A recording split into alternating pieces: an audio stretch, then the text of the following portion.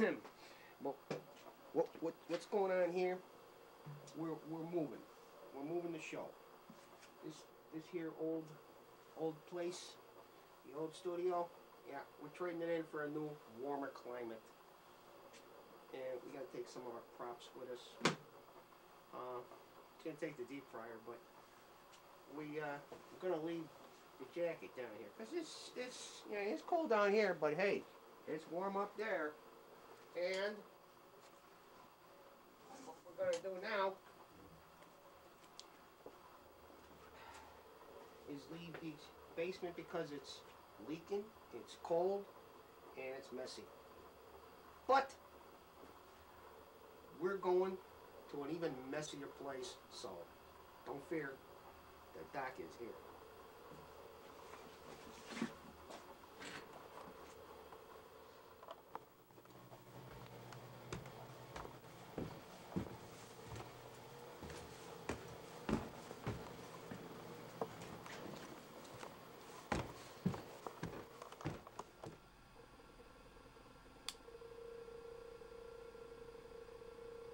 Hey, hi everybody.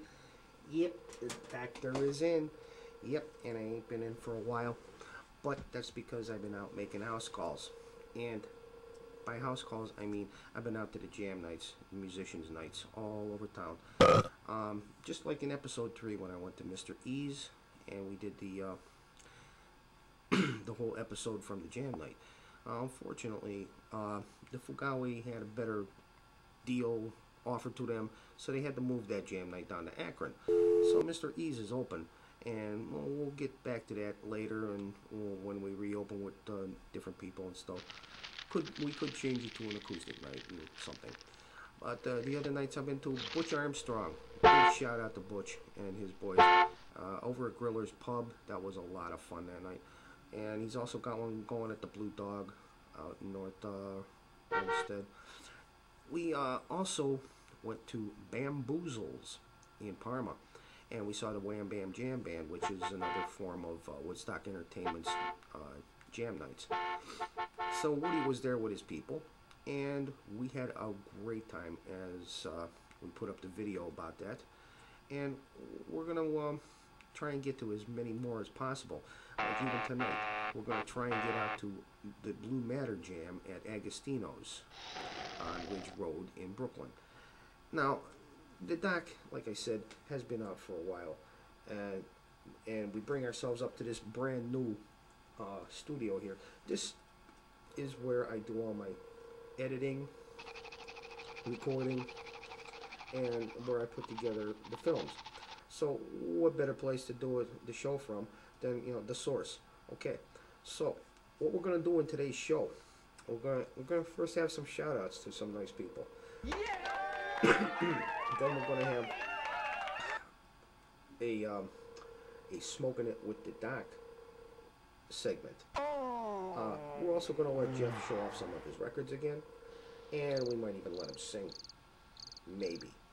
Okay. After that, who knows? We'll see.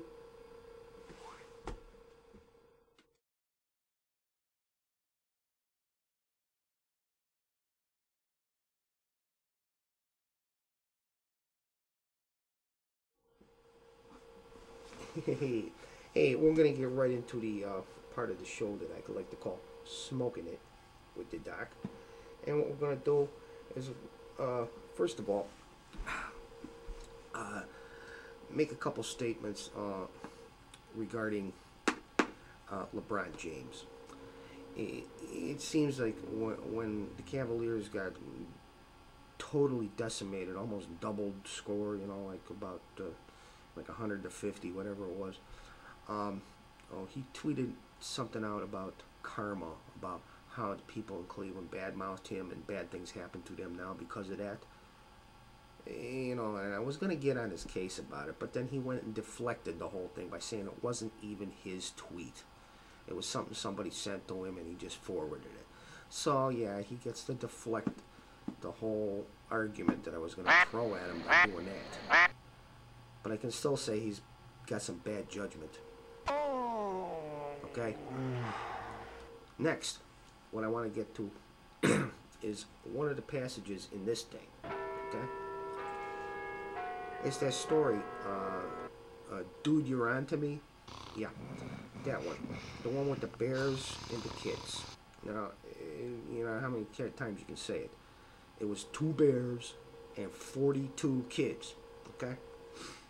Now, I got no problem with the fact that the bears killed the kids, because you're trying to instill fear of God into the people reading this crap. Well, that's a good way to do it. Okay. But here I have the logic is bad. It's 2 bears and 42 kids. These are either the smallest, slowest, stupidest kids in the world that didn't even run away or went in single file or something, or the biggest, fastest, smartest bears in the world, who were going like, hey, just stand there while I kill this one, okay? Boom! And, you know, it ain't no Yogi or Boo-Boo thing. You know, this is, no disguises. The problem I got is that it's 42 kids. They don't know how to scatter. They don't know how to run. Oh, they just stood there like, hey, look, bear. Anyway. You see my problem there. Next.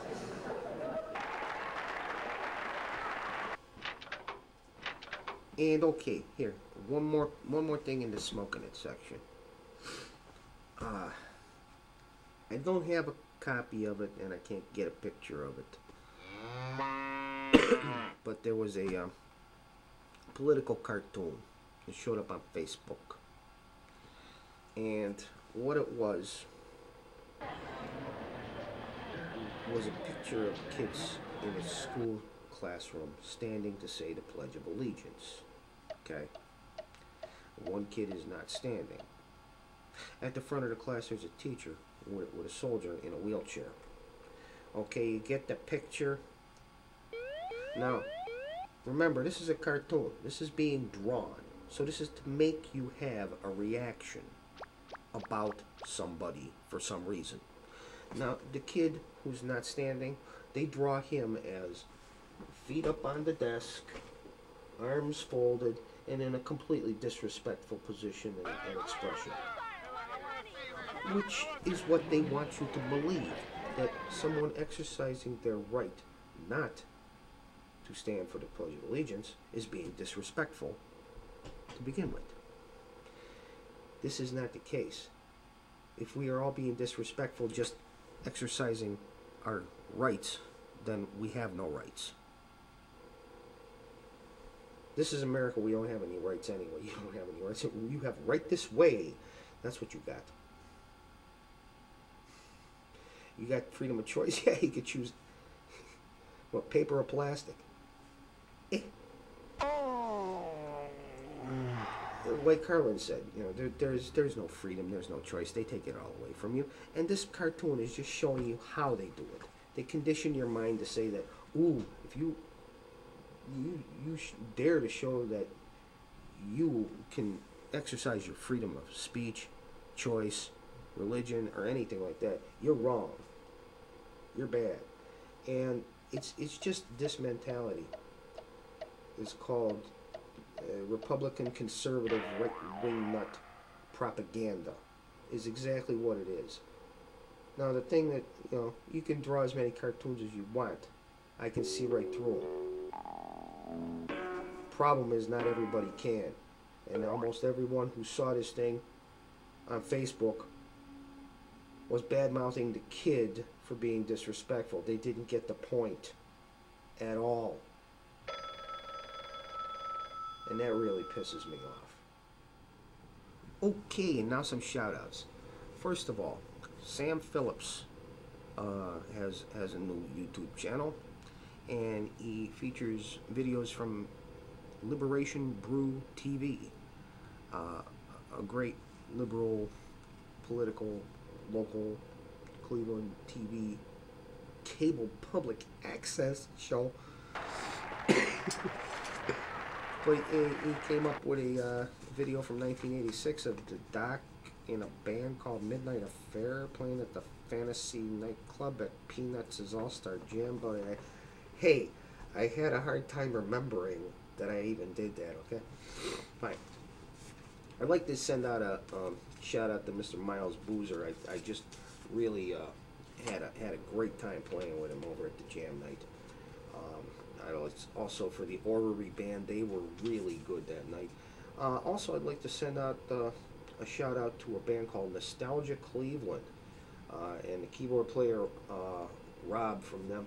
They're a really good band. The high tech stuff there. They got that one keyboard that goes by itself type of thing. They really deserve to be heard. They were good. More shout outs? Okay.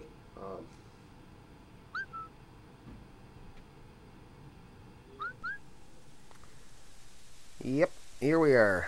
Record collection. This here is an oddball collection called Michigan Rocks. What makes this so unique is that it's all Michigan bands and some really great cuts on here, including Kick Out the Jams by the MC5, Ramblin' Gamblin' Man by Bob Seger, Mitch Ryder in Detroit singing Rock and Roll by Lou Reed, Rock and Roll Music by The Frost, Ted Nugent and the Amboy Dukes doing Journey to the Center of the Mind, I'm So Glad by SRC, and Respect by The Rationales. Woohoo! Yeah, this has got some really good stuff on it, folks. And pictures in the inside of all them bands. Now, this is just a nice gatefold on this. And then we go to locals. Here we go. Brownsville Station. This here is one of their last albums where they were four-piece, when Bruce Beezer Nazarian joined the band, along with Cub Coda, Henry Weck, and Mike Lutz. And here we have probably their most well-known one, the Yeah album, which of course has Smokin' in the Boys Room on it, and Let Your Yeah Be Yeah.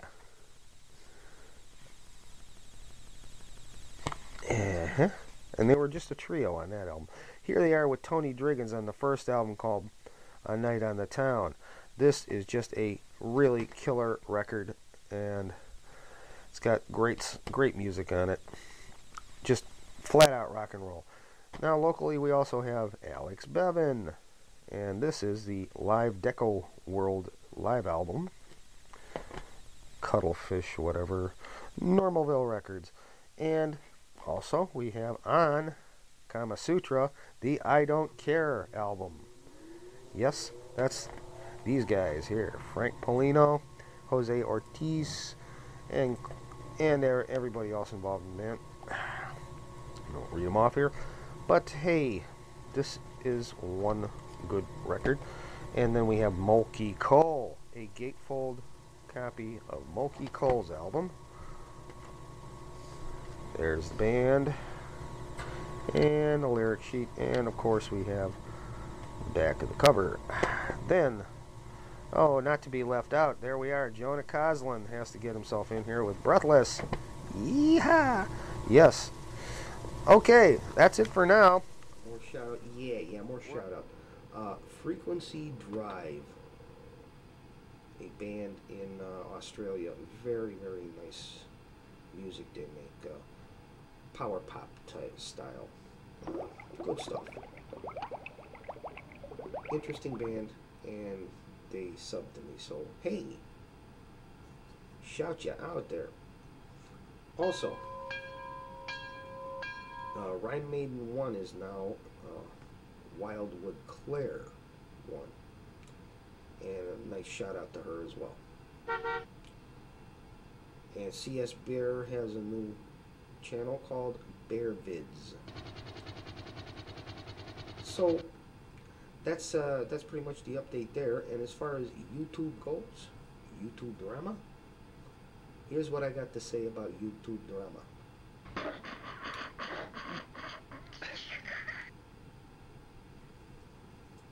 Like I care.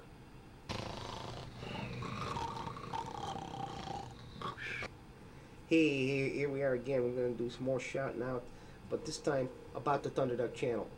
The Thunderduck channel has gotten its very first 1,000-hit video. Bette Midler singing Martha live on Saturday Night Live. We also have our second 500 upload views on Space Opera. It's Country Max. And very soon we will hit the 5,000 mark in total upload views. I want to thank everyone for making this an ongoing thing.